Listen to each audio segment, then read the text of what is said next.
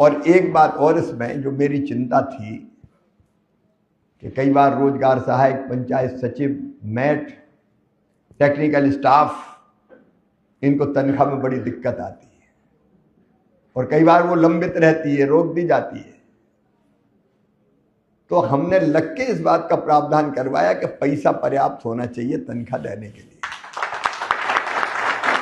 इसलिए जो प्रशासनिक व्यय था, प्रशासनिक व्यय आप समझते हैं कि वो काम में पैसा नहीं लगना, वो प्रशासन के कामों के लिए जिसमें मजदूरी, वेतन, मजदूरी नहीं, मजदूरी उसमें शामिल, वेतन शामिल है।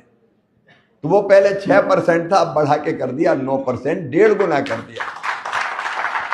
और इसका मतलब यह कि 1,51,282 करोड़ रुपया में 13,000 करोड़ से ज्यादा निकाल के रखेंगे आपके वेतन और बाकी कामों के लिए।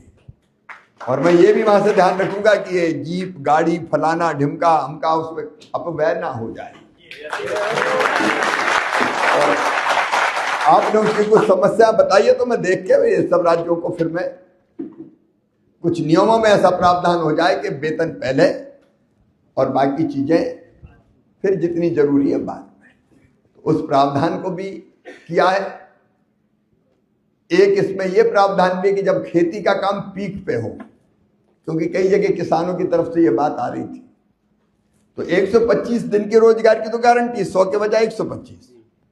लेकिन अगर 15 दिन कटाई के हैं तो राज्य सरकार को फिर ये अधिकार दिया है कि वो इसको अधिसूचित कर सके कि ये कटाई का या बुआई का समय है, इस समय खेती में ज्यादा काम होता है। तो वो अधिकतम 60 दिन, 365 में से वो ये कर सकती कि इतने दिन योजना में मतलब मजदूर हमारे जो श्रम के लिए जरूरी चाहिए कटाई बुआई के लिए, उनको खेती में काम मिलता है। तो ये योजना परफेक्ट है, पुरानी कमियां दूर करने की कोशिश की है। प्रशासनिक व्यय बढ़ा के हमारे काम करने वाले साथियों की जिंदगी में जो मैंने तकलीफें देखी थी उसको दूर करने का प्रयत्न किया गया है।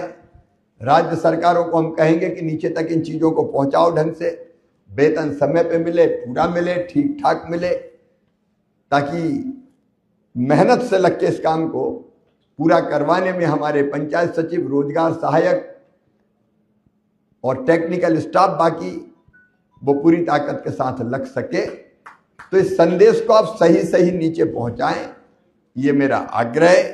बाकी आपका और हमारा साथ तो जन्म जन्म का साथ है। बेहतरी के लिए जो बेहतर प्रयत्न होंगे वो निश्चित तौर पर करते रहेंगे। कुछ सुझाव आपके आए हैं, उन सुझाव पर विचार करके राज्य सरकार से मैं चर्चा करूंगा।